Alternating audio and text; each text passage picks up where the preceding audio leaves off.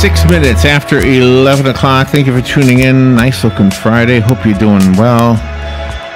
We are witnessing the changing of our world, the changing of our society. And I could have said that 10 years ago. I could have said it 100 years ago. I think we've always been changing and always changing for the better. Sometimes it looks like we go 2 steps forward and 1 step back. So that 1 step back sometimes is disappointing. But I think overall, when we look through the course of history, I think humanity has become more civilized than less civilized, even though we've had our moments when you might have questioned that. So let's talk about this a little bit. Gretchen Steidle is on the phone. Gretchen Kai Steidle. I don't know how to pronounce the middle name. She's the founder and president of Global Grassroots, which is a nonprofit organization that works with women and girls to be leaders of conscious social change in their communities. Right now, Robin, you ladies are really the leaders in our country. I mean, just listen to the news and you see all these guys who have been pigs being shot down. Boom! Just knock them out of the sky. I mean, people who we're supposed to be respecting. I'm so glad these ladies are coming forward. Me too. Leading from within is and that's not really necessarily the topic. We'll find out in a second. Conscious social change and mindfulness for social innovation. Gretchen Steidle. I apologize. I didn't ask you how to say your middle name. Good morning, Gretchen. Oh, thank you so much. It's Ki, actually. It's a Japanese name. Well, thank you for being on the air with us. Where are you right now? My pleasure. I am calling in from Kennebunk, Maine. From Maine? How's the weather there today? It must be freezing. I saw the news this morning. It is blustery. Fall has finally arrived. Fall? I love that. That sounds like winter to me. Well, we're in Florida, in case you didn't know, but Rob and I are coming up there next week or so. Yeah. Lovely. Not as far north as you are, but we'll be in New York. Mm-hmm. So tell me what your observations are about what's happening in the world right now. Do you see for example, and I don't want to be stuck on this topic, but the women that are coming out, pointing out these guys that have abused them over the years, they put up with it, and now they're fed up with it. I think that's a good thing. I think it makes the good men finally have a chance to say, see, I told you that Louis C.K. was no good, right? Yeah, I never liked him. I totally agree with you at this point in time. I mean, the discrimination, the hate, the sexual harassment has certainly been present in our culture in many ways for ages. But we are now at a point, I hope, where as it becomes more visible, as people feel more comfortable speaking out, and where we have the opportunity to shine a spotlight on and,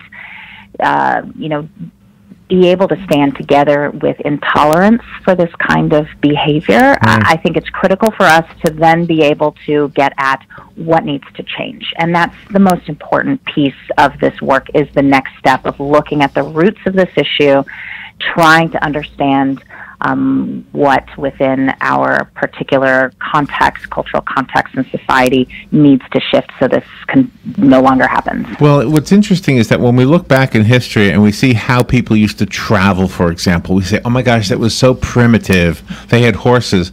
But the other thing that's primitive is social change. And that's not always so clear-cut and photographable. You can't just look at social change. You have to read about it and learn about it. And just in our country alone, and I don't know if we're ahead of the rest of the world or not, but in our country alone, you couldn't even vote if you were a woman.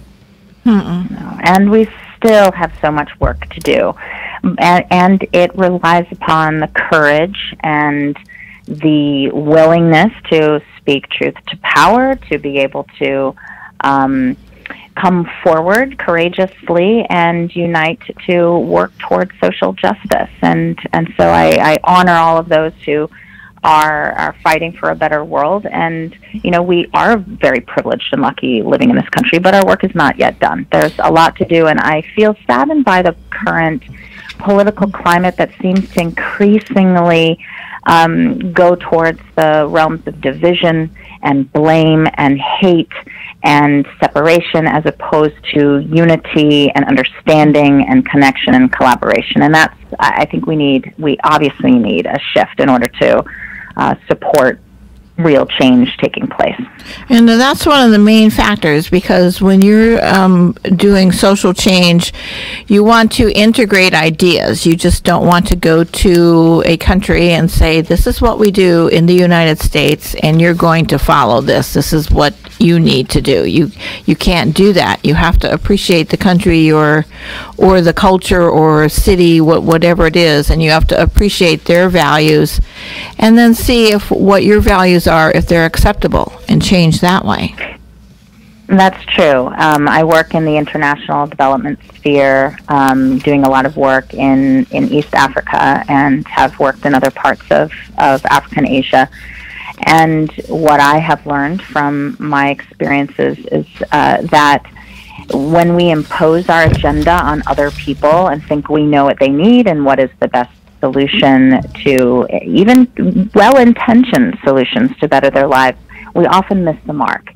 And it's really important, if we want to have real sustainable change that's aligned with what people really need and is getting at the root cause of an issue, not just putting a Band-Aid on it, that we do this kind of work collaboratively, and we really listen, and we listen across division and difference and opposition to see what it is that's going to work best to meet as many needs and incorporate as many ideas as possible. And this goes for the way in which we work in places that are not our own community, and it also works within our own communities as we start to think about what do we need to do to shift whatever issues we might be facing, from the impact of immigration to healthcare to sexual violence to race relations.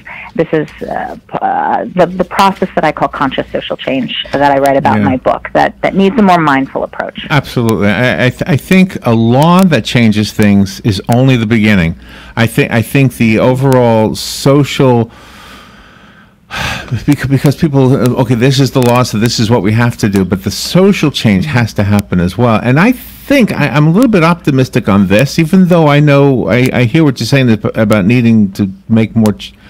We're not there yet, but I think it's starting to, and I think part of it is the young people. I think the young people are saying, you know what, I'm not going to put up with this. I'm not going to have men treat me like I'm a sex object.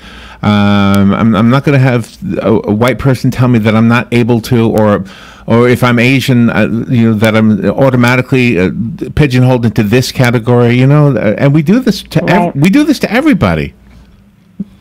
I really do have a lot of hope in the next generation who are intolerant in many ways of the status quo, that are looking at innovative ways to disrupt things and want to find meaning and connection in the way that they approach their lives. And I think that's a positive trend for sure. Well, you have a disturbing scenario about speaking about the uneducated women in Rwanda that you worked with. You spoke about the sexual exploitation of disabled women who were unable to collect water on their own for their families.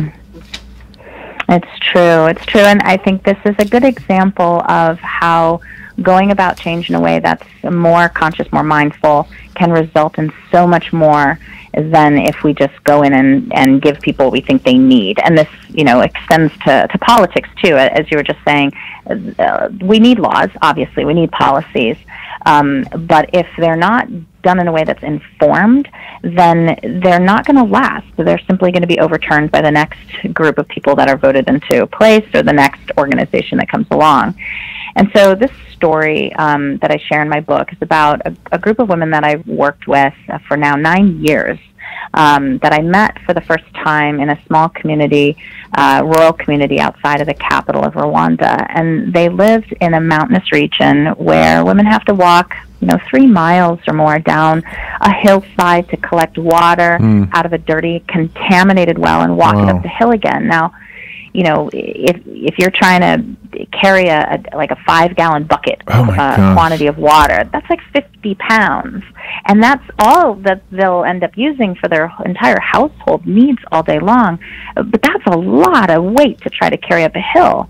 And it takes a long time. So, women might leave before dawn so it doesn't take them all day, and that leaves them open to sexual violence when they're walking to these remote places. If it takes too long, it triggers domestic violence when they get home in many cases. And indeed, and well, what are the men doing? They're just sitting home with their feet up watching TV? I mean, how come they're not helping with the water fetching?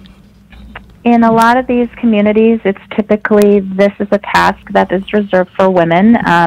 When we measure in a community to start before our teams are involved, we found that usually only 8% men help with water collection, and it's predominantly a job that is reserved for women and children. If girls collect water, then they end up showing up to school late and they fall behind, and that can lead to them dropping out. But imagine if you're disabled, blind, elderly, HIV positive, pregnant. I mean, that is an extremely difficult journey. And some of them can pay a man to go get it for them on a bicycle, but a lot of them can't afford the fee. And in this community, what ended up happening was that men would gladly trade sex in exchange for bringing them water each day, and women were being faced with exploitation just to get the water they need to cook for their kids each day. So we worked with this team, and we could have just come in and said, okay, you need a well. We notice you don't have any water here. We're going to put in some water in your village, and we're going to hand it over to the leadership, which a lot of entities do. Instead, we sat with them and said, tell us what's most important to you, and how can we be partners with you?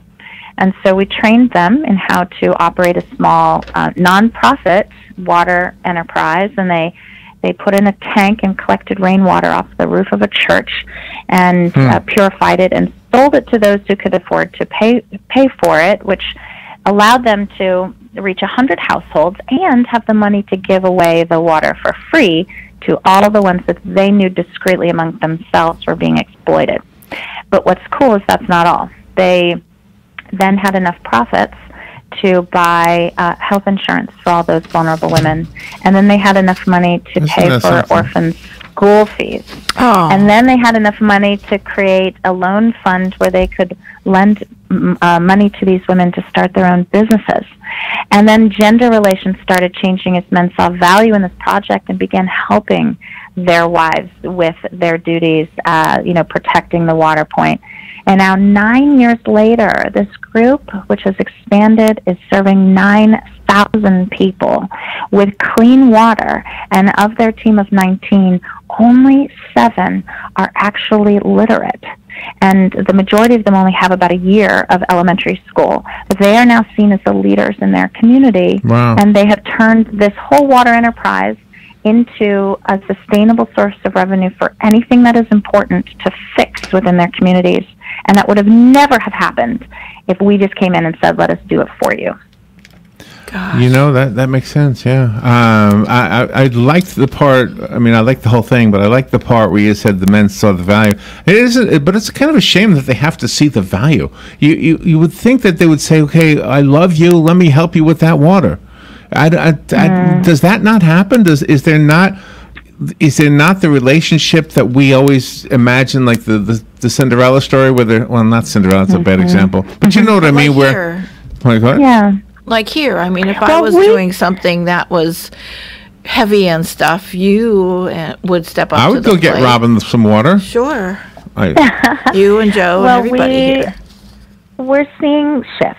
It takes time in any environment for this kind of longer-term transformation to happen. And so this is a great point with respect to laws. Rwanda is one of the most progressive countries with respect to women's rights. There's extraordinary policies protecting women's rights. They have more women in parliament than any other country on the planet.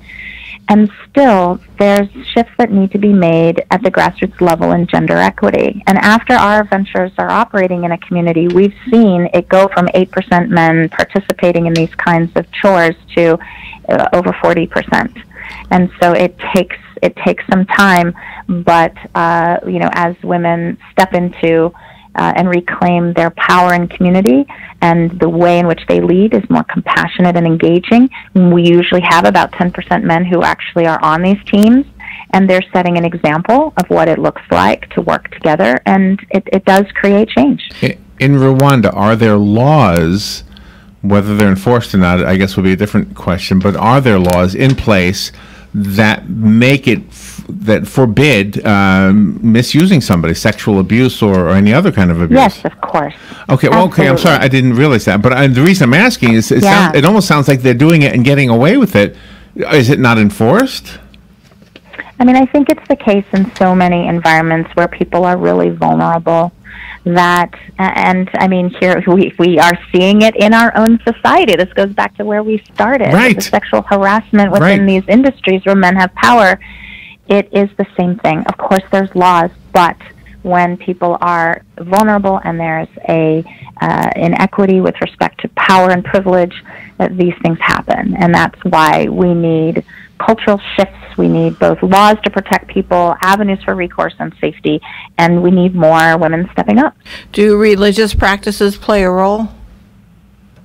Well, we are working in very faith-based communities in the parts of the world where we work is predominantly Christian with some Muslim communities, and our work involves practices of self-awareness and reflection that some may find spiritual, but I think across the board, whether or not it speaks to you from that perspective, investing in your own self-awareness and really understanding change from the inside out builds compassion for other people and deeper understanding and enables this kind of change to really happen. Because you start questioning, my behavior, maybe this isn't the best way to go about things, and I see meaning and value in being involved in my community and my family in different ways. I think a lot of times in our society, and it's probably the only society I can talk about because I haven't lived anywhere else, but I think a lot of times the things that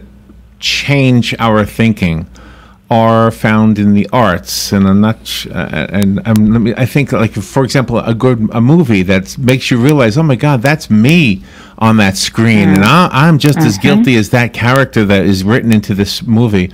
Obviously, books do the same thing, but I think movies blanket the country really well, and sometimes songs. Well, the songs right now, and I love music, but I think right now I've heard so many songs that are almost 2 steps back and not 2 steps forward. You know, I mean, I think we're dealing with two different forces within culture. You know, those that objectify women and sort of establish what values they think that we should have and achieve for our own benefit and gain, and those that get us to think about things in different ways, for sure. But society can't change until the individuals themselves change, and that's what you're bringing to the forefront, is that everybody has to take stock in their own selves. Yes, absolutely. It starts from within, and that's why taking time in these kinds of practices to really examine yourself is critically important. The more that we can look at our own automatic behaviors, the more that we notice our own reactivity and assumptions and blind spots and fears and how that drives us, then we're in the driver's seat, and we can actually choose to change that behavior. And once we start working to change ourselves, then we start having a little bit more compassion for all those other people we want to change in our lives, whether that's our partner or someone else in our community or the person on the other side of the aisle. We spend a lot of time pointing fingers and blaming and trying to force and tell people with sticks and carrots what they need to do. But it's not until we understand how hard it really is that we start to ask the questions that will help us understand each other. There was a story this morning. Jenny McCarthy had this story. She went to audition for a movie, and Steven Seagal was in the room, and he was the only other person in the room. And long story short, he told her there was a nude scene in the movie, and she said, no, my agent said there wasn't one. And he said, well, there is off camera. And you can just imagine how that escalated to the point where she just walked out crying, and she tells the story of how this happened. I have something I want to tell you. I thought that I had when I saw that. I used to work at an assisted living facility here in Florida, and I could tell you that the residents who had family visiting them all the time were the ones that they would never be forgotten, because the people who worked there said, "Oh my gosh, Mrs. Smith's son will be here. We better make sure her toilet is working." That kind of thing. Okay. Exactly. And I was thinking the same thing with the Jenny McCarthy. Am I saying it right? Jenny McCarthy. Yes. The same thing with her. If her father had gone with her, for example, to that audition, the Steven Seagal wouldn't have said a thing. It wouldn't have ever happened. Right. And what I guess what I'm trying to say is a pig like that is always going to be a pig. Mm-hmm. And I know, you ladies don't like us to say, well, let me come with you, because I can do it on my own. I don't know. See, there is room for us to create support structures that create safer environments and ensure no one falls between the cracks. One example that I would love to share is an organization out of Baltimore called Thread. And what they have determined, and they're working in school systems where the average GPA is 0.15, not 1.5, but 0.15. Wow. And they have figured out how to get, I think, over 95% of the students they work with through graduating from high school by creating a support network of volunteers that do everything necessary that they might need along the way. You need a lunch, we're going to make you a lunch. You need a ride somewhere, we'll do that. You need somebody to help you with your homework, you got to get through this circumstance where you feel pulled in a different direction. They do whatever's necessary. And I think there's a lot that individuals can do for each other in being able to pull together. And that absolutely requires people who are in positions of privilege and power to recognize that complacency is part of and not acting is part of allowing the status quo to continue. Absolutely. I'm so glad you said that. I mean, those men in Rwanda who love their women, they've got to be fathers and brothers over there. They should say, hey, come on, I'm going to walk with you down to that water. Yeah. And I'm going to have a big stick in my hand or whatever they use. I don't know. It just seems to me that we have good people, on every side. And if you're right, if they don't say anything, well, I'm glad you ladies are saying something now. It's about time. And I picked these pigs out a long time ago, by the way. Yeah. I said, I don't know. That's not funny. Why is this a funny joke? Will he be on stage on a major network? Yeah. Telling stupid jokes, dirty jokes. You would cringe if you heard that with your mother in the room. Exactly. I love what you're doing, and I feel like we didn't even come close to being fair to the book. I can't wait to look at this one. I don't think we had a copy. No, it's en route. I put the cover on the podcast, so you'll see it's called Leading from Within. Gretchen Key Steidle, what great work you are doing. Thank you for sharing that with us. My gosh, the amount of time you spent in Rwanda alone should get you some kind of an award or something. Thank you. Well, it's truly the women in these communities are doing the hard work, like women everywhere, who are stepping up and taking risks for doing the right thing. And thank you very much for the opportunity to have a chance to talk about it. And you know what? I'm like a lot of men. I have a sister. She's passed away, but, I had a sister. I know what it's like. I had a mother. She's also passed away. Grandmother. Come on. There's a lot of women in our lives that show us why we need to be respectful to women. So these guys, I don't know what this guy Weinstein, what does he have? No mother? How could he treat women like that? Yeah. No, what is he? What kind of a guy is this? Yeah. Maybe his dad was the same way. I don't know. Don't know. Thank you, Gretchen. What a great topic, and I'm sure there's so much more we could have talked about. But the idea of leading from within, great title, great ideas, and thank you for what you're doing.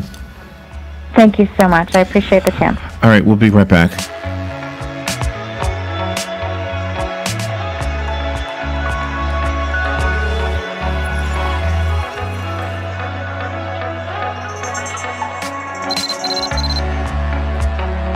Here are today's headlines from The Source. WOCA Marion County Public Relations sent out a news release indicating that Building Safety Director Jeff Camden passed away unexpectedly on Wednesday. Camden was just 47 years old. The statement says Camden took the job with the county in June of this year with an eye toward making the Building Safety Department the best in the state of Florida.